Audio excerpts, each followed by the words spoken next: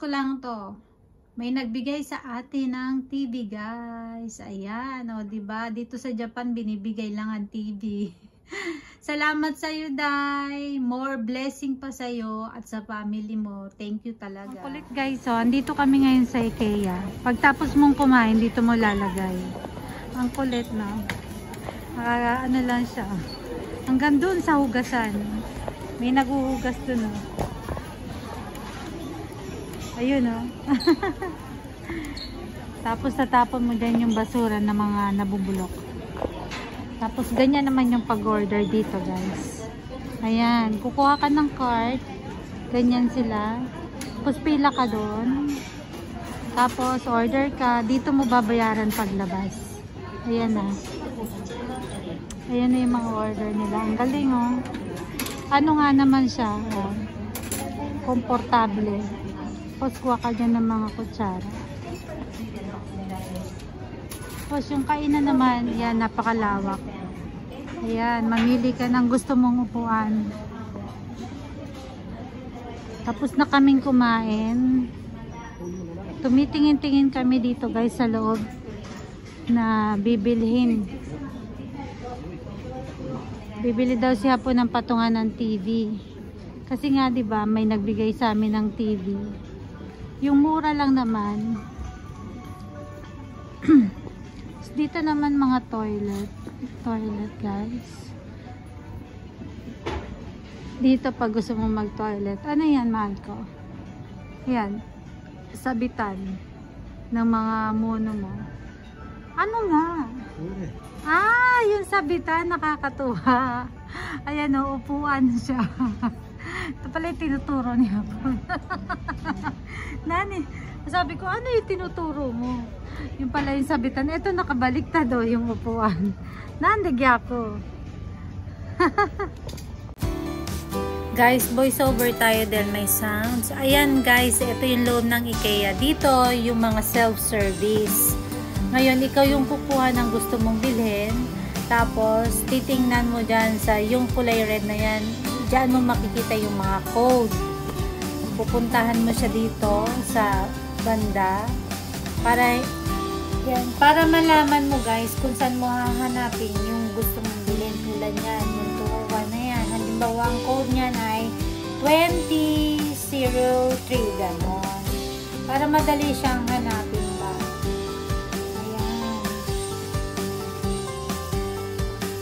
Tapos, bawat section, guys, meron siyang katumbas na display. Tulad ng mga yan. Ayan na yung mga cabinet. Halimbawa dito, banda, yan yung mga cabinet na mabibili mo. Ganyan. Dinidisplay din naman nila. Tapos, guys, dito, makakabili ka rin ng mga murang cabinet, tsaka table. Kasi dito, pag halimbawa may konting gas-gas lang, sinisale na nila. Dito yon sa section na to, makakahanap ka kung gusto mo lang mura. Yun nga lang, medyo may konting tira, may konting gas-gas, tsaka yung iba kulang ng drawer, gano'n. Ito na lang yung mag-a-assemble. Pero hindi naman ganun ka sirang-sira, guys. Maganda pa rin. Ngayon, kung gusto mo makatipid, pwede na rin. Kaysa naman sa bago, halos parehas lang din naman. Hindi naman halata yung gas-gas.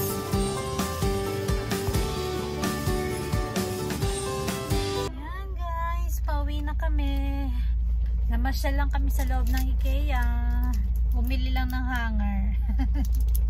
Sale kasi siya. 200 yen lang. Ilang peraso to? 10 pieces.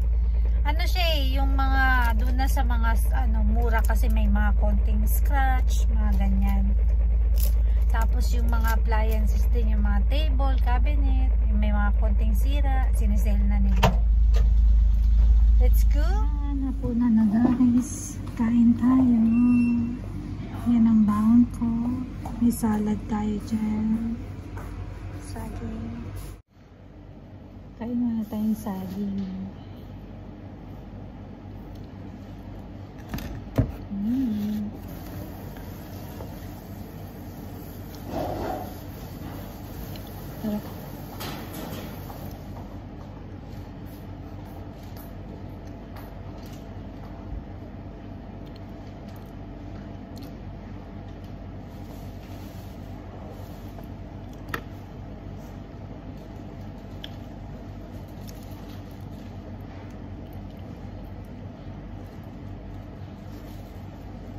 Bilog na tayo.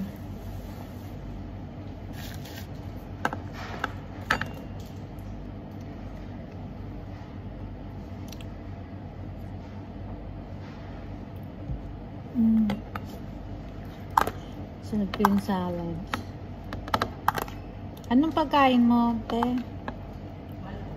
Ha? Yakiniku dong. Parang ganon. Yakong hashi. Kutsara na lang. Ha? Nagluto ako ng ano ko. Ginisang repolyo na may yung mixed vegetable sa Lawson.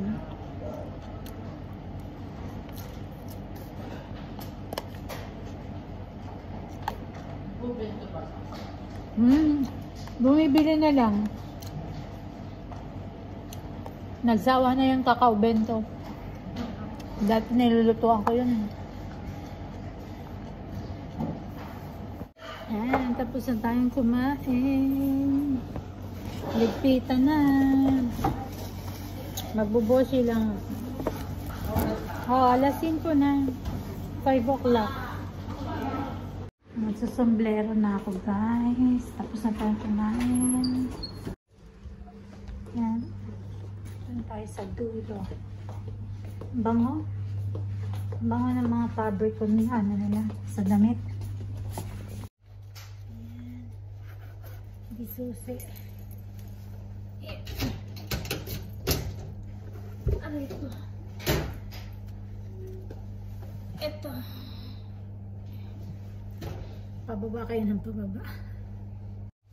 Kayo na lang yung gagawin kong salamin. Diba? May salamin na ako.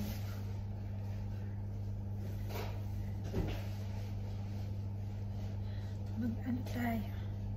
Mag-headband para hindi lumabas yung mga buhok.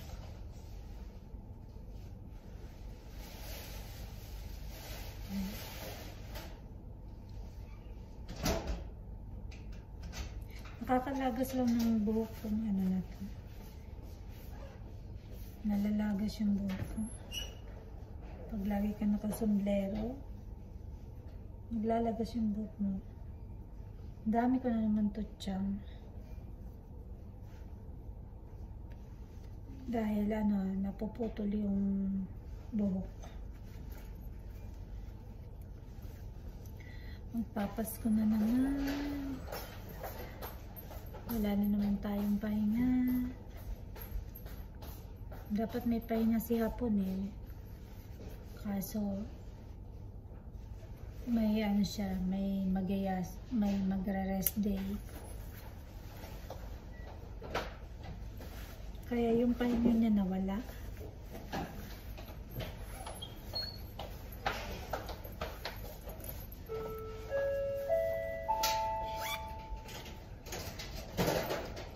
Nagmamas na rin ako.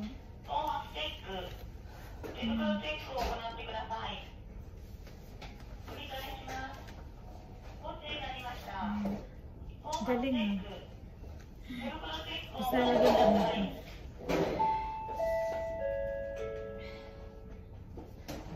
Para safe.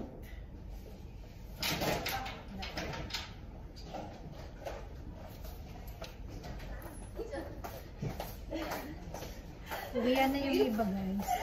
Kami pabalik pa na. Kami yung kapalitan nila. Pero kanina pa kami dito. 1 o'clock. Ayan, tapos na tayo. Mamaya na lang ulit. Uwian na naman, guys. 9:41.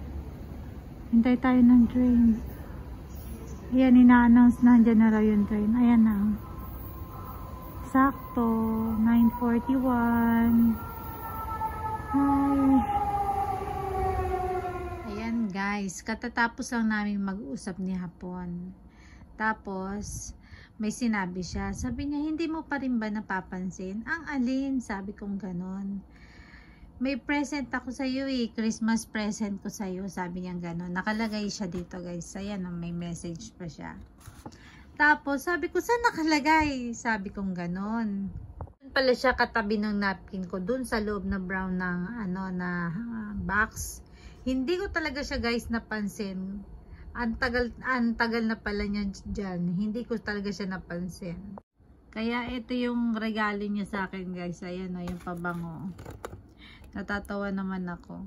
Mahilig siya po sa ganyan guys. Sabi niya, kasi wala ka pa rin sinasabi hanggang ngayon eh. Siguro hindi mo pa rin napapansin yung binigay ko. Sabi niya gano'n. Kahit maliit na bagay, nakakatuwa ba? Kauwi lang natin galing trabaho. Tingnan natin yung amoy guys. Ay, glass siya ha. Para siyang glass. Tingnan ko yung amoy nito. Kung anong amoy. Sabi ko, kailan mo nilagay? Kahit hindi ko alam. Tinago niya muna sa bag niya. Tapos nung pumasok ako ng trabaho, doon niya lang daw nilagay. Mahilig siya sa surprise. Ay, ang ganda ng ganyan pala siya. Ayan. Tanggalin natin siya dyan. Tapos ito lang. Ganto yung box niya. Galing. Kakatuwa. Wow, ang ganda ng ng bote niya. Paano to? Hindi ko alam to para siyang may ring.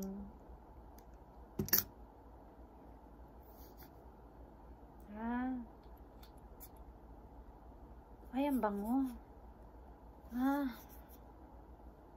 Yung gusto kong amoy. Bango niya. Sayang. Bango niya, guys. Para siyang Dolce & Gabbana. Para siyang ganun kamoy. Tapos may pagkahalong amoy ng Encanto. Bango. Hindi siya matapang. Hindi siya sweet. Hindi siya tama lang. Ang cute naman. Mali yung pagkakalagay ko. Dapat pala ganito. Galing naman ng box. Ganyan pala siya. Tapos dito yung galing. Yan. Sarap naman pag sweet-sweetan yung mo. Ayan. Matutulog tayo na mabango. Ayan dyan siya nakalagay. Kaya hindi ko siya napansin. Kaya dyan ko lang siya ilalagay.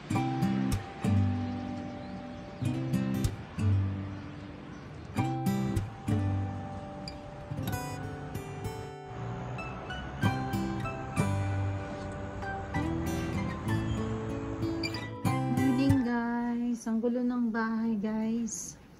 Ayan guys, ito yung binili namin sa IKEA guys, nung nagpunta kami. Tapos, ito yung guys, yung kailangang itapon. Itong cabinet na dalawa na yan. Para ma-i-assemble ni Hapon to. Kaya lang, wala pang oras si Hapon dahil yung Yasumi niya dapat, yung rest day niya, nawala guys. Kaya, baka next year na to. Next year na namin to maayos yung bahay. Pasikip kami ng pasikip. Ayan, a-assemble, itatapon muna itong mga cabinet na to. Sayang no? Pwede pa naman sana. Kaya lang wala nang paglalagyan. Kagigising lang natin guys. Ayan, magkakape. Habang naglalaba, nakapaghugas na rin ako agad. Yan, nakapaghilamos na. Tapos, pasok na naman. Tapos, bukas din. Hanggang Miyerkules pa yung pasok ko. 1 week, wala rin akong rest day. Ayan guys, kaya hanggang dito na lang muna ang ating vlog para sa araw na to. Thank you for watching. God bless sa ating lahat. Bye!